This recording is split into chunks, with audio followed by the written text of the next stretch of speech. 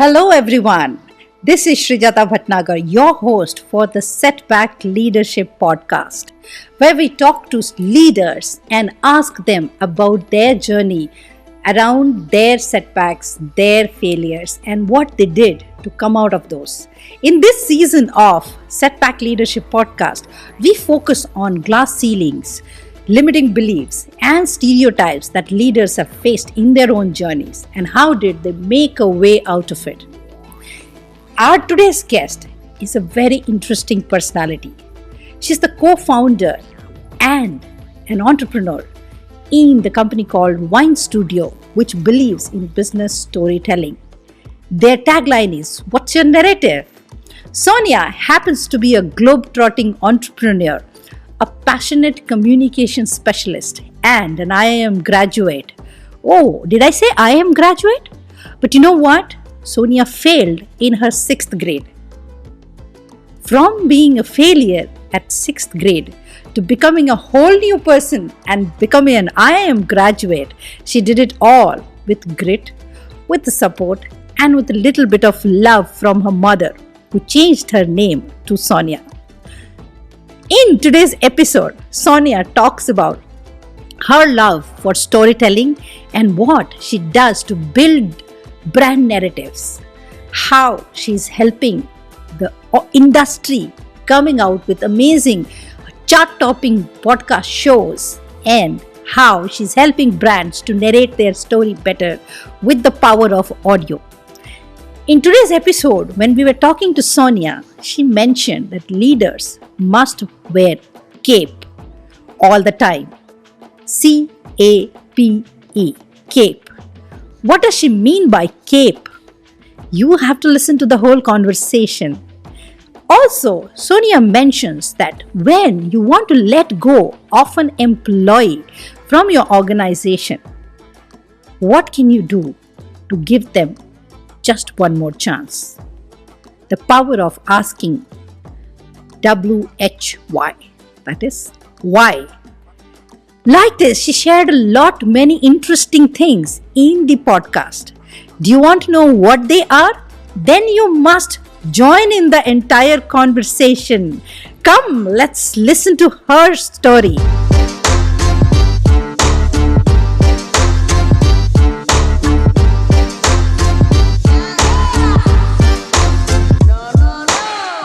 Hi everyone, and today's guest we have Sonia Khurana with us. Sonia, welcome to the show. How are you doing today? I am doing good, Srijata. Fantastic, bright, and completely ready for the summer and this bright interview in this bright, hot summer. So, yes, I am good and I'm feeling very happy and grateful to be here with you on the show. Thank you so much. Yes, we are all enjoying the summers right now. Sonia is sitting in New Delhi, which is very humid at that point in time. And me, for say, I'm sitting in Hyderabad, equally humid. I was just telling Sonia a few minutes back, I'm sweating like anything. But having said that, Sonia, let's get back to the actual conversation, shall we? Absolutely. I am ready. Perfect. So, Sonia, I know you have been a fiesty entrepreneur and you have been a globetrotter and you've done so many things in your life. So, tell us, give us a little bit peek in your professional journey. How did it all start and where did you really become that entrepreneur that you are today?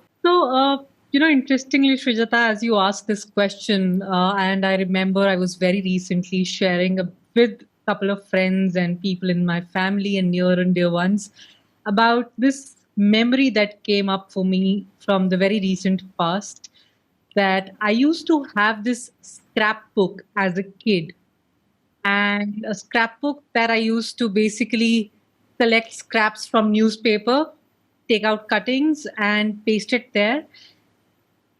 And it just miraculously happened that that memory popped up for me in a way that I was thinking. Somebody asked me, "So when did you really become an entrepreneur? When did it really pop up for you?" Though I did not start out as an entrepreneur, I of course have had a journey with corporate stalwarts, with businesses, with business houses. But somewhere the seed of entrepreneurship probably started early on. Maybe also because my dad is a businessman and has always been one. I have been always surrounded by a family of people who have had their own businesses, never had somebody who was the typical middle class serviceman or a servicewoman working in government setups or a usual typical job scenario, 9 to 5 scenario. Been surrounded by people who've been very enterprising by nature. So probably the seed somewhere got out, that seed somewhere got, just popping up somewhere as a child. And I remember one of those cutouts, I still very clearly remember, was of these editorials and cutouts that used to, and these articles that used to come in the newspaper of leading entrepreneurs back then. And one of them was the Fern and Petal founder, and a couple of others, such founders and businessmen, businesswomen who used to appear on and off on these newspapers. It used to inspire me. The whole spirit of entrepreneurship, which back then wasn't even a word, was something that told me about this resilience, about this grit, about the whole thing around solving a certain problem, making it massive enough for it to be adapted by a certain segment of a market.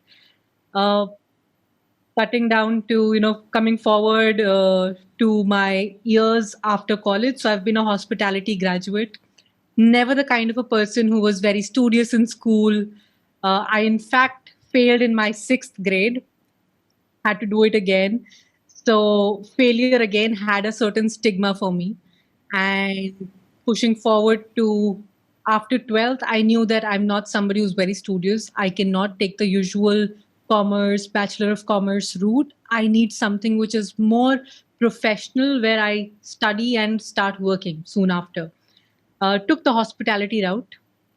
Interestingly, hospitality and fashion was something I was big on, but maybe till date, the entrance exams for fashion, NIFT, and for IHM, which is the hospitality segment, which is the hospitality education, still happen on the same date, maybe at least till a couple of years back. I could only give one. I chose hospitality. Went through a fairly good career, fairly good internships. Things used to just come to me. I used to land up the most amazing of internships to the placements. And then I decided that hospitality is not a career I want to pursue. Took on a job as a management trainee in a business center, which now is a happening co working space. So after that, I started learning the tricks of the trades. I started learning how to communicate well with people. I became a sales professional, started developing businesses. One after the other, landed good jobs, good career path till 2015, when I thought, 2016, when I thought that maybe it is time now for me to start understanding this whole buzzword of what a startup really is, because the startup segment started becoming very hot. Startups were getting valued at multiple of millions and billions. There was funding flowing, seed funding to venture capitalists. Everybody was talking about startups. And I felt that I communicate well. I have grown businesses from point A to point B to point C. Maybe I need to see what I can do. And one of the ways I felt I could do that is by growing a startup community from the ground, from like the scratch, and started to work in tier two, tier three cities. That's when I started figuring out problems that startups face, that entrepreneurs face. And that's how the idea of, again, being a communications person, being somebody who loves talking, who loves connecting, who loves stories, the whole idea of looking at something which is more holistic, which helps startups and businesses and brands to really understand what a powerful, compelling, engaging narrative means to their business, again started popping. The seed slowly again started popping up. And, one thing led to the other. That's how my venture called Vine Studio happened. That's how I ended up becoming an entrepreneur, though this was not my first entrepreneurial stint. And I failed at an entrepreneurial stint back in 2016, which was my first one, so to say. And I failed at it because I think I was too early in the game, did not have the right mentors. And that's when the startup community started happening for me side by side. So yeah, that's been my journey precisely. Lovely, lovely. And while you were talking, a lot of things I was getting reminded of from my childhood as well. Scrapbook was a big, big thing when we were children, when we were in college. I remember, right? I mean, I remember no remembering a lot of my friends from my scrapbook, because those that we didn't have phone, we didn't have Insta handle, we didn't have Facebook IDs or even LinkedIn IDs either, right? So that was the only way to keep that communication channel going. So it reminded me of my scrapbook. And as you spoke about the seed of entrepreneurship being sown into your heart or into your mind happened in really early in stage. I think it happened for me also very, very early. Like, I mean, I remember I took commerce only because I wanted to do business. I wanted to learn business. I didn't come from a business family like you did.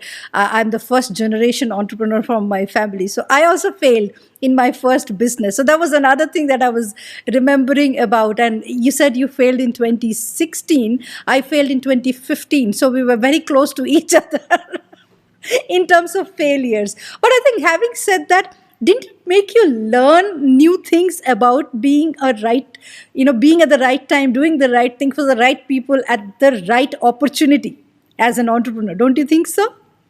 Absolutely, very rightly said, Trijata, that one thing that I've clearly learned is that failures are really beautiful. Though at that point in time, they make you feel like you're in this swamp and you want to get out of it. You're very desperate, but when you come out of it eventually, because we all do, and you look back, there's so much to learn. For me, the fact, the learnings that it brought up was that, yes, one, that you have to be at the right time with the right set of people, the right place. Everything matters.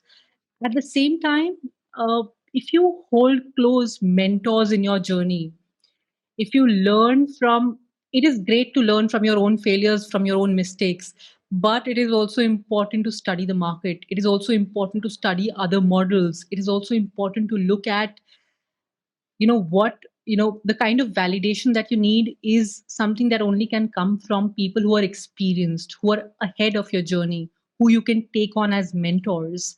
And back then, I did not know the concept of mentorship. I was in a rush to become the founder, become an entrepreneur, and be talked about in the Your Stories of the World and all those platforms. That was all very jazzy back then. The whole limelight, used to create that twinkle in the eye that I want to be there too.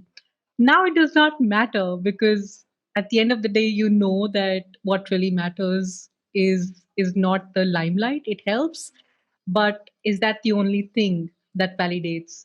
No.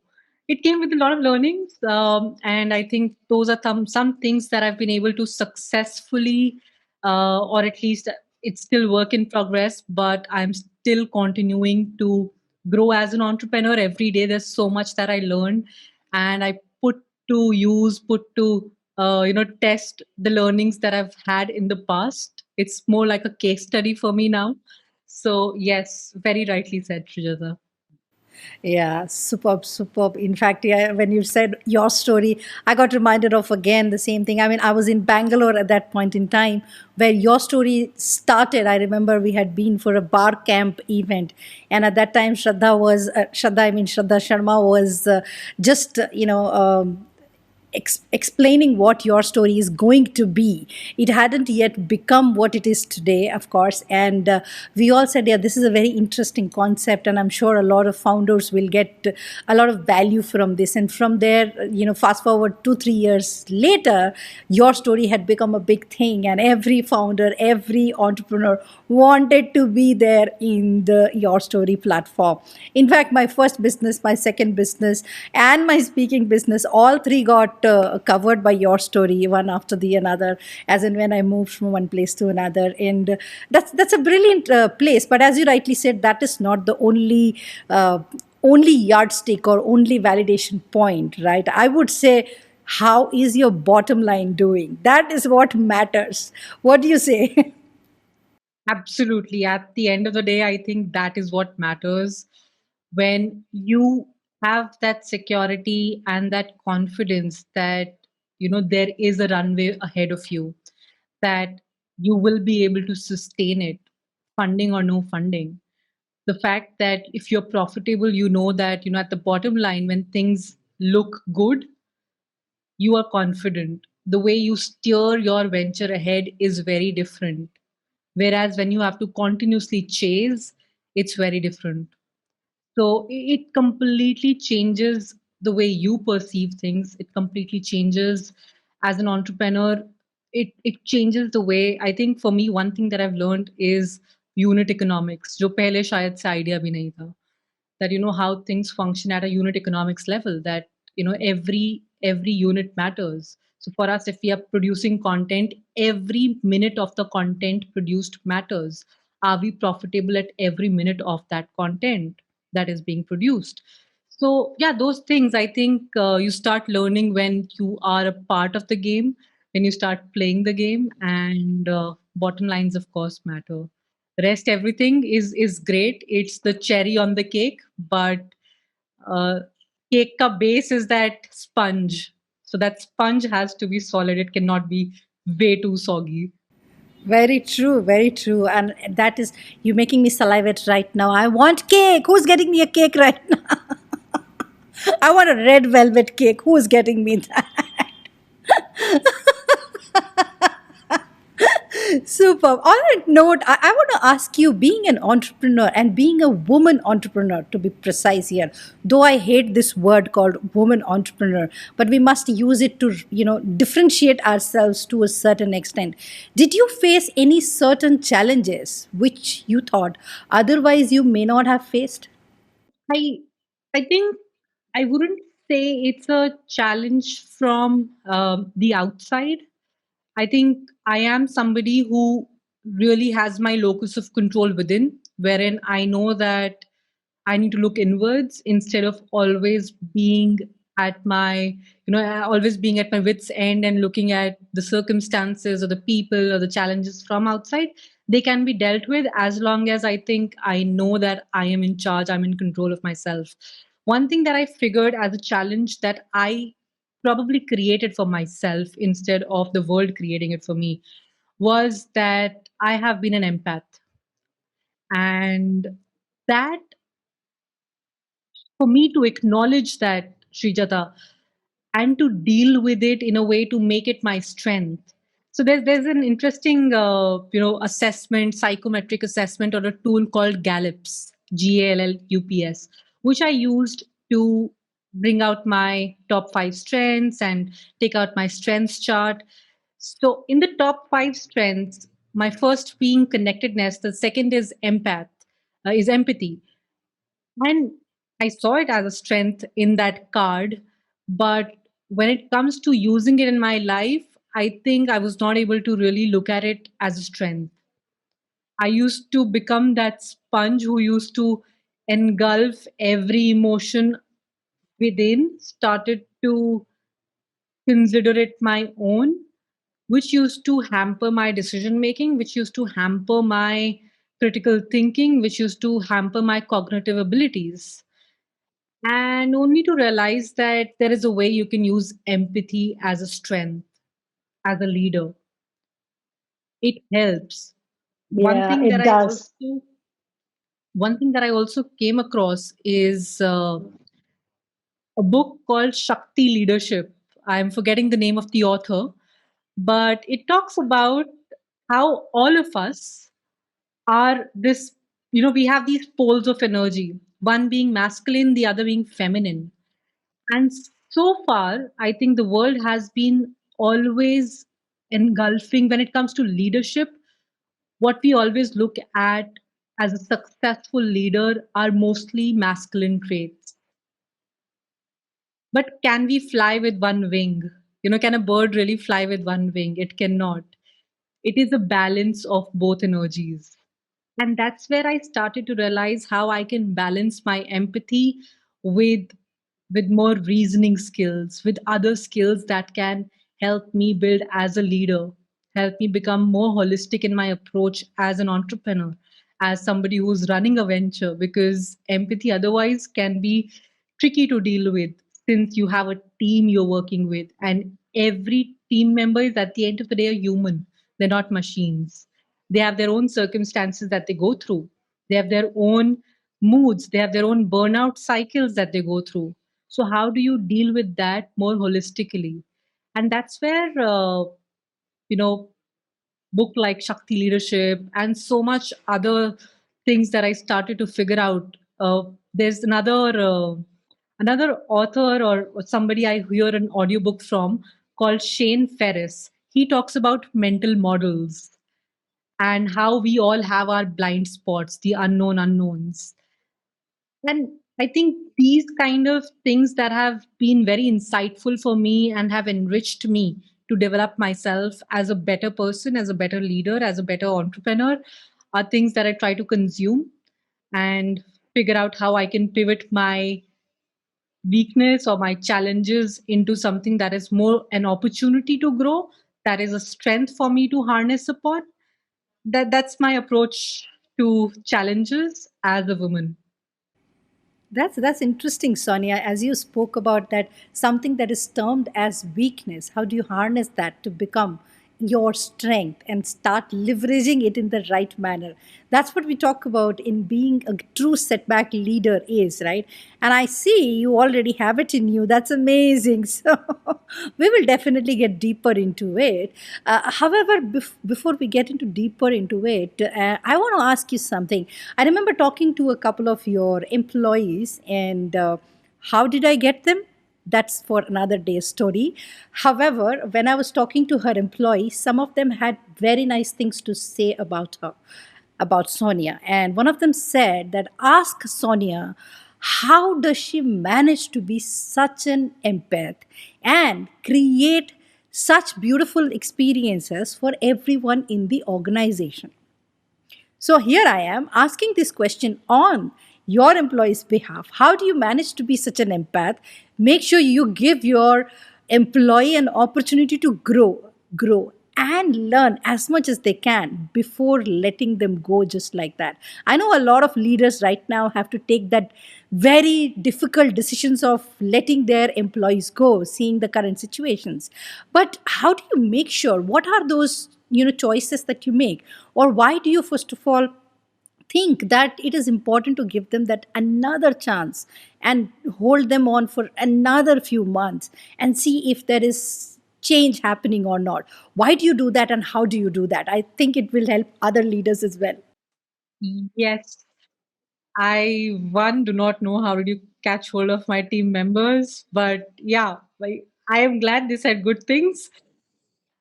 And of that one thing that they talk about, yes, as an empath, how do I deal with things?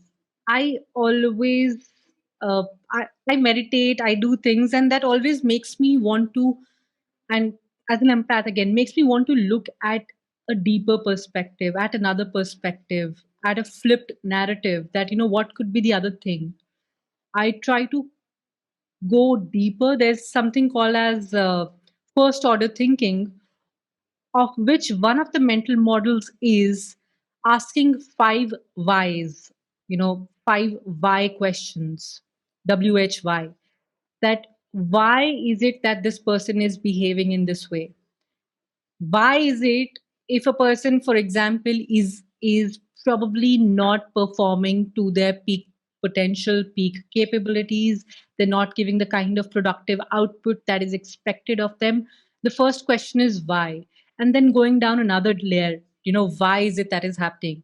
Another layer, another layer, another layer, till I reach a certain core where I understand that possibly it is a skill issue or is it a will issue.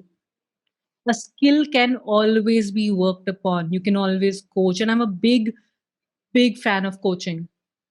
Not that I am a certified coach, but I understand that as a leader, one of the roles that we need to hold for our team members, for the team, for a venture is to be a coach, is to be a mentor, is to be able to not handhold, but show a certain direction which aligns with their own personal purpose as well as the overall objective and purpose of the organization, of our existence. and giving them autonomy, giving them that freedom to be able to explore, yet holding a safety net that, okay, if you fall, it's okay. It's completely all right. We're there. So that's what I started to realize that is important for us to do. It did come from an experience, which is very personal for me, which was in my second job. So I remember, Srijata, that my second job, where I was working again as a strategic manager, strategic alliances, and developing the business. I remember there was a point in time where the person I was reporting to, who was also the CEO, asked me to also look at the administrative affairs of the business, which honestly isn't my strength, but I took on that role because I'm not a naysayer. I say a yes and then figure out things. However, I was not performing well. I was I was really bad at it. And there's no harm in acknowledging what is not your strength. That is when I remember the CEO really stepping out from his cabin, leaving his cabin for a month, sitting at a workstation just beside me and coaching me and being there. That created an impact that I still cannot let go. That this person did not give up on me. It was easy. It was easy to, out of the consequence of not performing, it was easy to take any action. But this person did not let go. He saw the other side, that there is potential. And that's where I see in my team members also that there is potential. And that's the reason we onboarded them. They've performed. What have been the things that they're good at? What is it that is possibly not their strength? And that's the reason I try to give them a chance. I try to work alongside, try to groom whatever is needed as a resource, as a skill set to be built on to perform to their optimum level and go to their peak level. I give it my best. And if still then things do not work out, then maybe it is time for them to explore other things and figure out what they enjoy the most. No one is perfect. I am not perfect as a leader. No one is. But we all grow only when we are together. So there's a saying, cliche as it may be, TEAM, team actually stands for together everyone achieves more. So I am very fond of that saying and I take it to my heart, like really to my heart. Lovely, lovely. I think there is a lesson here for all the leaders out there who have a team to manage. Can you hold hands and coach your team members, making sure that they learn the ropes? Do not drop them in the middle of the ocean and say, come swim. Swim along with them and let them reach the shore. Maybe you will see a huge, potentially smart another leader born in that way, right? And it happened to you, Sonia, because somebody else took that, trusted you on that, and now you're returning the favors by doing it more and more for everyone who you are grooming. That's the trait of a perfect leader, I would call it.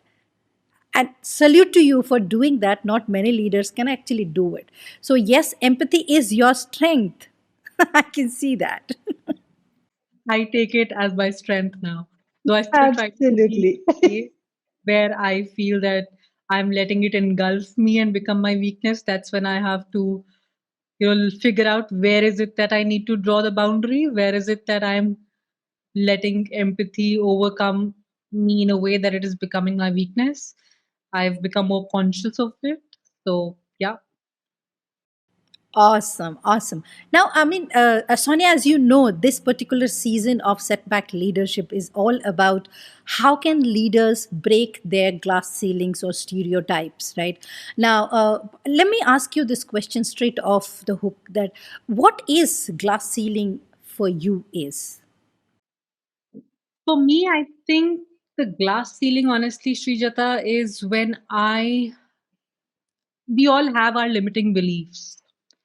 One of the biggest limiting belief that I have held and thankfully have broken is that of the stories I built for myself because I failed.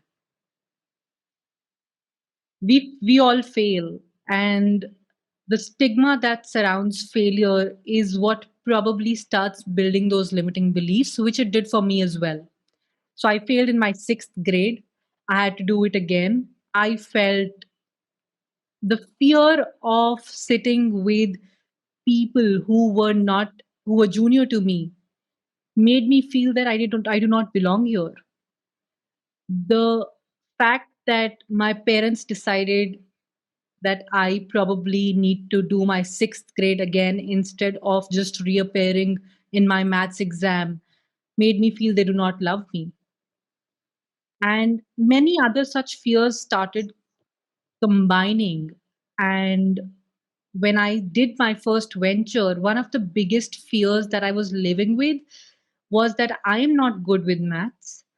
I haven't done anything significant. I haven't accomplished anything significant. And I possibly will not be able to achieve this. And that's when it starts, the fear of failure starts to engulf you in ways that you cannot take the right decisions. You're always clouded with the dilemma that what if? And I remember having heard a story that, when is it that all of us, the entire humanity, really fails? The first time we start to walk is when we fail. The first step that we take, we fall down, we bruise ourselves. That's when we fail. That's the first failure we all experience. But what happens? What do we end up doing? What do people around us end up doing? They end up cheering us, celebrating it. We get up back again without thinking that, oh, ye kya hua? And that's what I took on as a lesson that, theek hai, it happened once, but there's lessons from failure.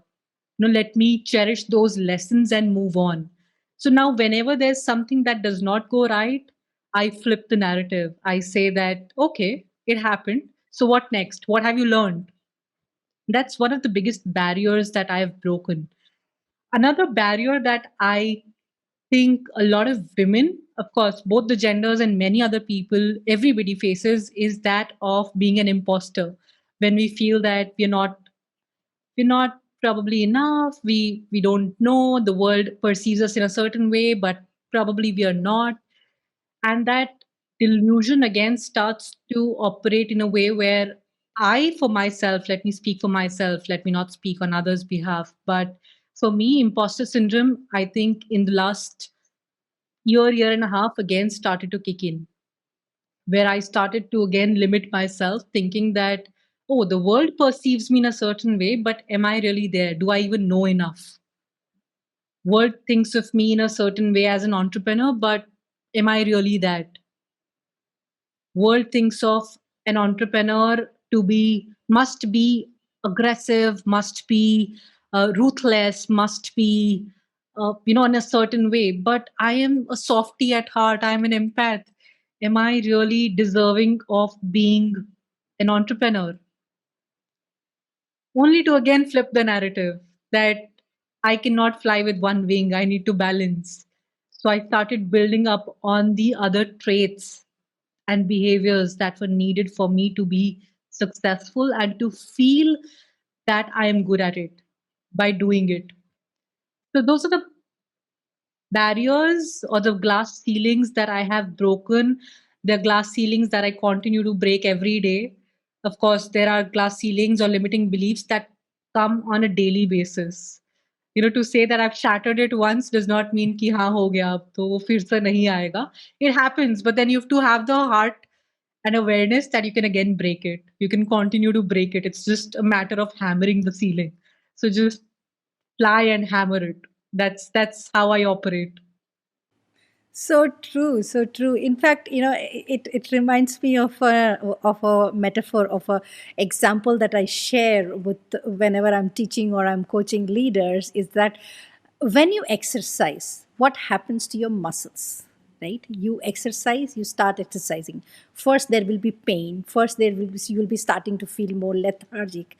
You will have so much pain that you will feel like shit, I'm going to leave it. I won't do it anymore and leave. leave it aside, but then you still continue doing it because you want to get in shape. You want to become a better version of yourself physically, right? And what happens when you keep doing this for 6 months, a year, 2 year, 3 year, 5 year, and more and more and more, all these muscles become really rock solid, and they are able to move the way you want them to move. Similarly, I feel every time you break glass ceilings or you break any kind of barriers that's holding you, any setback, any challenges that is holding you back, you try and break it, you shatter it, you prove yourself wrong, and you increase your confidence a little bit more.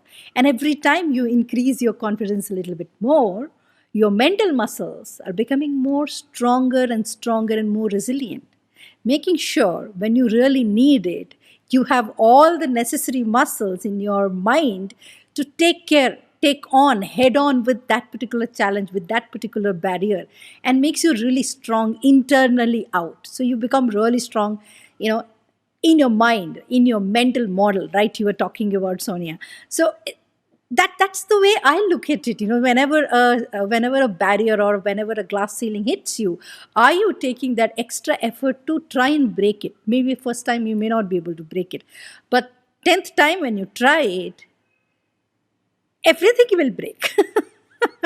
No matter how thick that barrier is, isn't it? What do you think?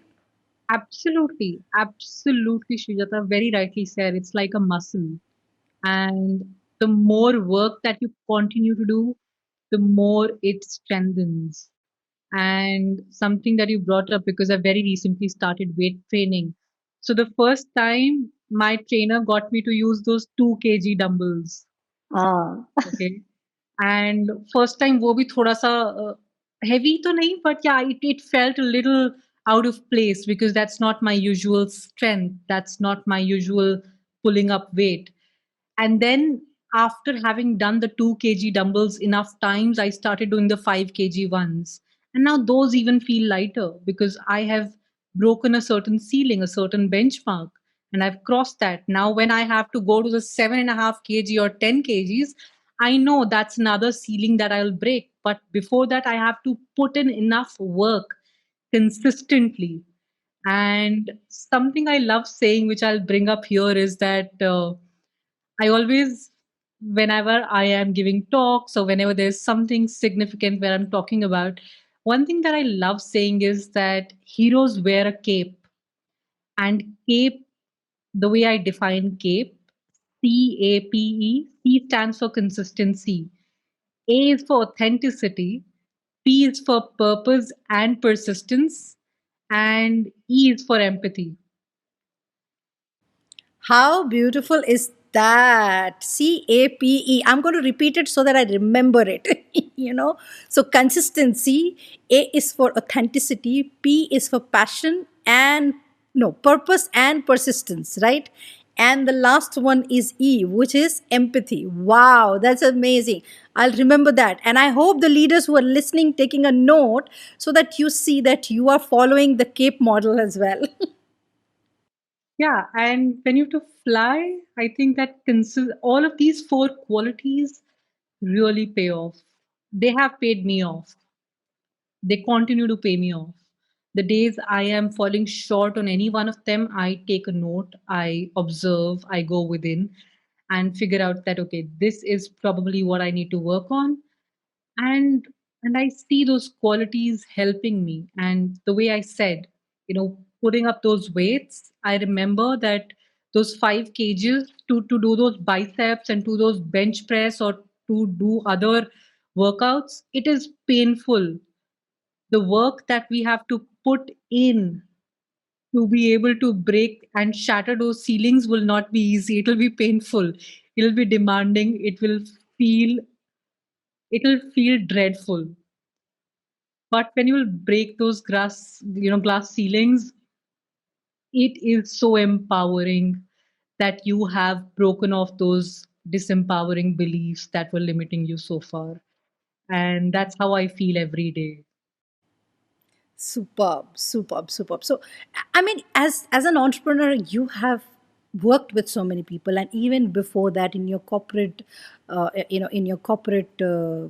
space when you were in the corporate, you have also worked with many people at that point in time. Did you see anyone in your team or any subordinate or your contemporaries facing a certain kind of challenges, and you help them with their glass ceiling, breaking their challenges, breaking their stereotypes, or any kind of blockage that they had? Do you remember any certain experience like that? So the example that I shared of my second employment, where I was working with this CEO who helped me, who groomed me into a person who took on administrative work also with a flair eventually. I think one thing that I observed was that be it men or be it women, we all have our limiting beliefs. He had his own limiting beliefs, which caused a lot of harm to the organization too. What he did, I wouldn't say that I was instrumental in coaching or helping, but what I did see is that he eventually took on to hiring a business and a life coach, and eventually ensured that the same training and the program also came down to the team. So we used to every Saturday, I think every third Saturday of the month, have our coaching program as a team, though it was not a big team despite that. So having a coach or a mentor in life, of having a business coach or a life coach who can see things from a helicopter view, from a 360-degree angle, because we are so swamped in our own situations, engulfed in our own business situations and firefighting, that we are mostly, if we are not trying to create a certain perspective of taking deep insights from our own self, we are mostly going into flight and fight mode. And that's where I saw that a coach really helps. And something that I took on as a learning, as a lesson, and have surrounded myself with the best of people thus. Have I been able to do so? Have I been able to help in helping people break barriers? Maybe with the team, maybe with my co-founder, but we are always complementing each other. We're always working together on the times that he helps me break a certain barrier, the times I help him break a certain barrier. So it's always very complementing. And that's what I have observed so far. But hoping so that there will be times ahead when I will be in a situation when I would need to drive, such changes where people are able to massively break such barriers. That's where I am at. Nice, nice, lovely. So, you have broken many glass ceilings and many barriers in your life. Here is something that I generally ask my guests about: what do they think are the few steps that a leader can take currently? Somebody who might be facing glass ceiling barrier or a stereotype barrier or any kind of blockages in their mind which is hindering their growth, their success. What are the two three things that you would suggest such leaders who are going through challenges at this point in time they can do to help them ease their situation and probably succeed quickly? I think one of the biggest biggest takeaways from me in the past few months to an year has been authenticity. A lot of times we're not being authentic, Srijata. The fact that we try to emulate others, the way it is good to get inspired. It is good to really take action because you learned something. It is always important because you're inspired, you're motivated. But when we fail, we try to blame our situations. We shift the locus of control outside. It is only when we shift it inwards is when we figure that I need to first acknowledge where I am at. What are my shortcomings? What are my strengths? What is it that I can put to best use here? What is it that I'm learning? What is it that I can learn from here and take it forward? instead of trying to constantly compare myself with possibly my role models or peers. Or a lot of times I see managers and team members getting insecure because a certain young person in the team or somebody who's not as experienced as them is outperforming them. Those things, those team dynamics, relationship dynamics, I see on a day to day basis. But as a leader, when you face such things, what is it that you can do? First of all, be authentic to your own self, acknowledge yourself as you are. And that is one thing that has been a bigger takeaway for me. Creating safe spaces for the team. What we often don't do is that we want people to follow a certain direction, certain paths. We want to manage and at times end up micromanaging, which does not help. To be able to break those ceilings, you have to also ensure that the team, the people that you work with, are empowered. You encourage and inculcate a culture of speaking up, allowing for that psychological safety that, yes, you can speak up, you're not going to be judged. It's okay. You can question, you can ask questions. And another lesson that I've learned from my own experience, which I love sharing, is create, do not try to chase, do not try to impose, be a catalyst and create a purpose, create a sense of direction, but give autonomy. Give them those spaces to be able to work not in the box, but out of the box, to be able to experiment. Give them that safety net. And when you create those safety nets, you see people bloom. There are times they might fail, but that's okay. As a leader, to be able to accept that failure is also a part of the journey is very important, which has thankfully happened in my life. Uh, the third thing I would love to share is taking charge of your mental chatter. That voice within that constantly keeps on disrupting and saying that, you know, नहीं हो पाएगा या फिर what you're doing is not right. Do not take that risk. I think taking charge of the mental chatter and believing in your vision, believing in the purpose that you're leading with, believing the heart that you're leading with is very important. I have tried on many occasions to control. It still goes berserk. The monkey mind goes all over the place. But then there are days when I'm successful and I take control of the mental chatter.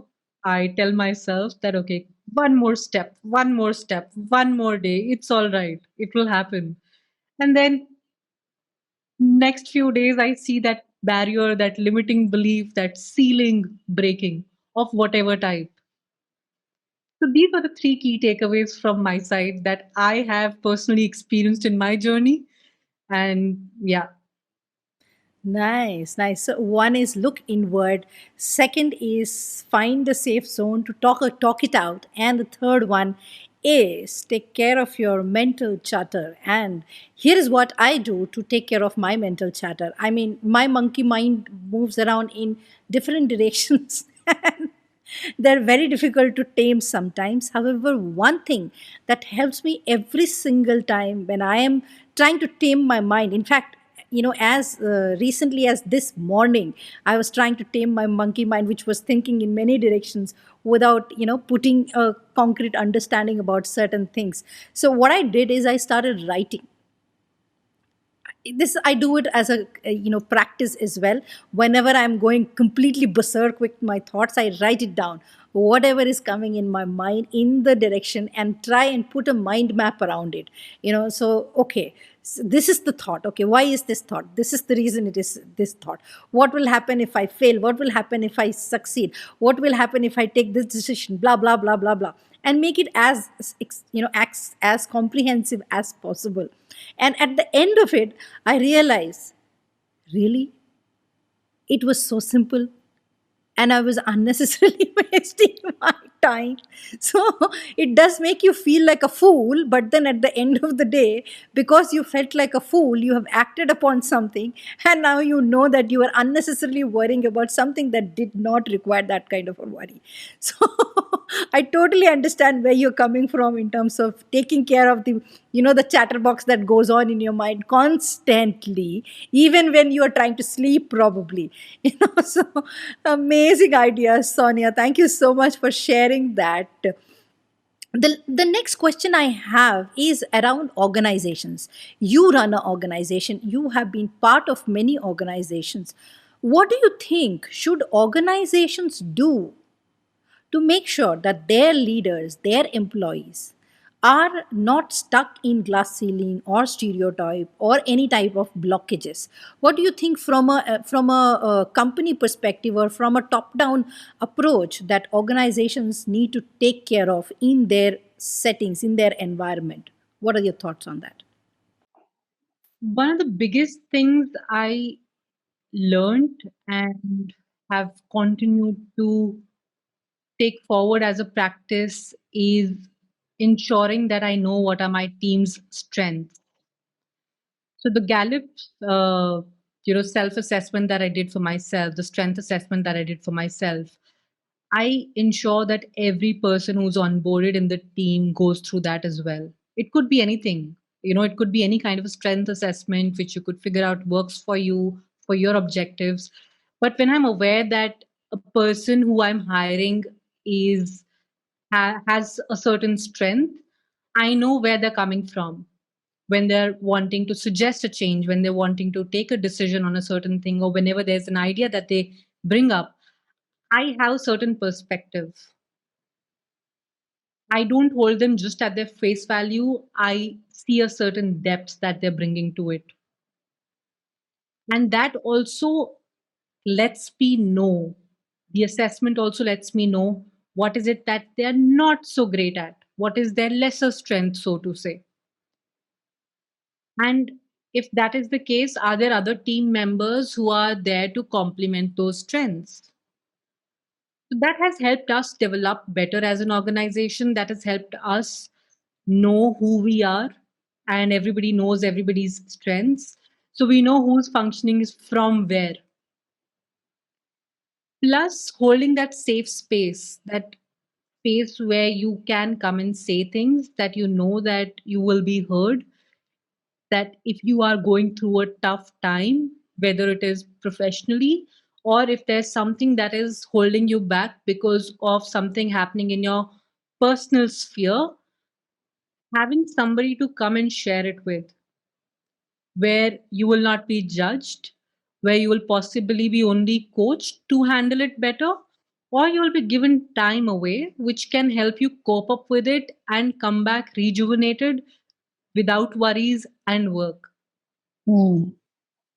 And even as a small organization, Srijata, one thing that I do not want to say that I take pride in, but I feel good about is that I have brought in external trainers or people from outside who have a certain strength which can help my team members build into better professionals, whether it is learning a skill like being better at LinkedIn, whether it is getting to know your strengths, whether it is learning, even if you're not supposed to be, even if you're a business development person in the team, the fact that you know the in and out of podcasting, just the way Bridget teaches people podcasting outside, we have take or learning storytelling from me, or other things, other aspects of bringing people from outside who can coach my team members to become better at their game, to feel more confident that they have more skills, that even when they move out of this space, I, of course, am not somebody who thinks that they will be here forever. It's all right. It's all right. It is better that they grow here and move on to their next big thing, whatever it is for them. But when they go, they need to have learned something significant. And that is what I'm very passionate about. So, training and development, or call it learning and development, but those small initiatives even as a small startup, are so crucial because they keep your team members going. They keep your employees, your team members very pepped up about what's next. There's a certain So excitement, true. and that's what I love doing. Superb, superb. Yeah. So, what I understand from that is you are vouching that it is important to know your team members, your leaders in the organization more deeply. It's not enough to see that, okay, what are they, where, which experience are they coming from professionally, but who they are in the core as a person, that's what matters. So, I think it is important to assess them not from the point of view of where they can go wrong, but to realize that what is right in them and how can that be nurtured and created even more, expanded more. That is one part of it. Second part of it, what you shared was very nice, that learning and development. And I think you are, in fact, all the guests in Setback Leadership podcast have been talking about the same thing: learning and development. Are you learning? Are you enhancing your skills? Are you making sure your leaders are getting their skills enhanced every single time? And not only the professional skills, but skills of a person, skills, something that will make them a better person, make them more resilient, make them more better decision maker, faster decision maker, and so on and so forth. There are many of those that can be done. So these are two of the things that you mentioned. And I think before itself you mentioned one of the things that you said, that coaching or mentoring is very, very important. So as organizations, are you are you aware of your leaders' strengths? Do you know who compliments whom and on what? That is something that you should ask yourself. Should you really want to create a inclusive, productive, safe, secure, empathetic workplace? With that, we are almost towards the end of the interview, and I have one last question for you, Sonia. I don't want to let you go. You know it. I can keep chatting with you forever. Right? That's the way I am. Sorry, folks, if the interview has got too longer, but I think it's worth it, right?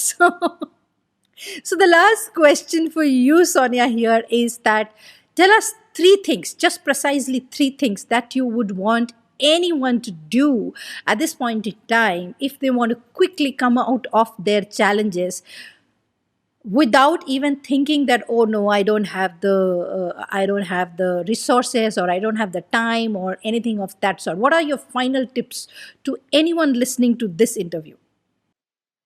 So, quickly flip the narrative, stop thinking why this is happening, start thinking what if. What if you could do something which is drastically opposite? What will it result into? You might be in whatever situation, but you can always assume and work on the other narrative, the opposite side. Just flip it and work from that perspective. Always, there's a book title called um, always think the opposite of. Okay, I'll probably share that book title later, but I'm not able to remember. It's a very long title, but essentially flip the narrative. Stop looking at yourself as a victim. Take a 360-degree view, come out of it, and see what you can do. Uh, Second would be something that I continue emphasizing is authenticity. There's nothing better that you can do to yourself than being authentic to your own self beyond anybody else. When you're authentic, the light that you shine on yourself and others is beyond comparison, beyond what you can even think of. Uh, Third would be smile. I think everything else can be taken care of just with a smile. The deadliest, the dreadliest, and the worst of days and nightmares, when you wake up, just smile. And what I love doing is I go look into the mirror, give myself kisses, give myself love, hug, and tell myself every morning that Sonia, you've got it. You're playing all out. You are game for whatever's going to come in, just create magic today. I give myself every morning the amount of pep talk that I give myself is insane. So shower a lot of love on yourself. I think as a leader, that is the way you can shine light on others when you are pepped up, when you know that despite whatever circumstances, you are aware that you can handle it. That's when your team is also very certain. That's when your team also feels very secure and safe, and they function at their optimum. They're not functioning with fear. And yeah, these three things. Lovely. And Sonia, you are the best. Thank you. I'm taking all the love and I'm giving you more love from Oh myself. my God, yes, I'm taking all of it for myself, and I love to give pep talk as well. And my favorite way of doing the pep talk is like whenever something good happens, it could be a very teeny weeny thing, somebody agreed on an opinion that I shared. I'll go in internal talk. Shri, you did a good job.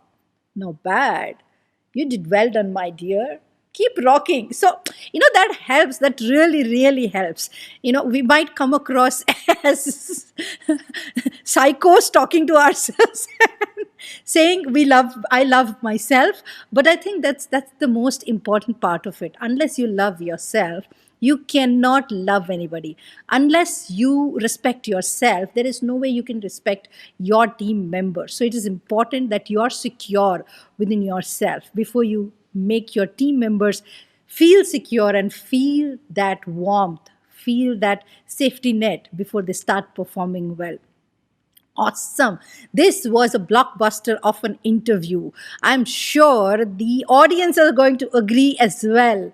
So, Sonia, so very much for joining us and sharing all your thoughts, all your experiences with us. I know Wine Studio is doing amazing, and the speaker bureau that you have started is also doing amazing. I want to see more and more success with Wine Studio. The narratives that you guys are building in terms of podcast, in terms of storytelling, business storytelling is amazing. People who are looking for business storytelling ideas, you know where to go? Wine Studio. That is where you need to go. Get in touch with Sonia and get your business storytelling done. In fact, I learned the art of podcasting from her co founder, Vijay Gautam. So thanks to Vijay Gautam also. Yeah. He's appearing as a chemo role in the entire movie. I know he's going to get mad at that, but it's okay. When girls chat, boys step aside, you see. Totally. Having said that, thank you to you, thank you to Vijay, and thank you to the entire Wine Studio for bringing out amazing narratives. Thank you so much, Sonia. Thank you, Srijata. I'm really, really again blessed and I love your energy. And so glad to have been here on your podcast, Setback Leadership, talking about things that really matter as a leader to each one of us. So thank you so much. I really loved the conversation. I loved your energy, and I know that you'll be speaking to many more amazing leaders in the days forward. I cannot wait to see them coming up. Lovely. Amen to that. And with that, we close today's episode. I will see you in the next one. Stay tuned. Wow, that was an amazing conversation. And in the conversation, what I loved the most were two things. One was the power of why. When you want to let go of a person, a leader, or an employee from your organization, quoting poor performance, can you ask yourself a few why questions to get to the bottom of the problem? Why is this person doing what they're doing? Why are they unable to perform suddenly? This was not the person who we hired. He or she was performing better. Then what happened? Why is she or he not able to perform right? Why is this happening? Like that, go into the deep details of it. That is one very, very specific learning that I had in the episode. Another thing that Sonia said is that we must all wear cape as leaders. What is cape here? Well, CAPE, cape, where C stands for consistency, A stands for authenticity, P stands for passion and persistence, and E stands for empathy. When you, as a leader, have all the four together all the time in you, I am sure you will turn into a setback leader very, very quickly. What was your learning from today's episode? Tell us in the comments. And do not forget to subscribe to the channel to know all the latest happenings in our den, in the Setback Leadership podcast. See you in the next week. Till then, take care, live well, stay safe.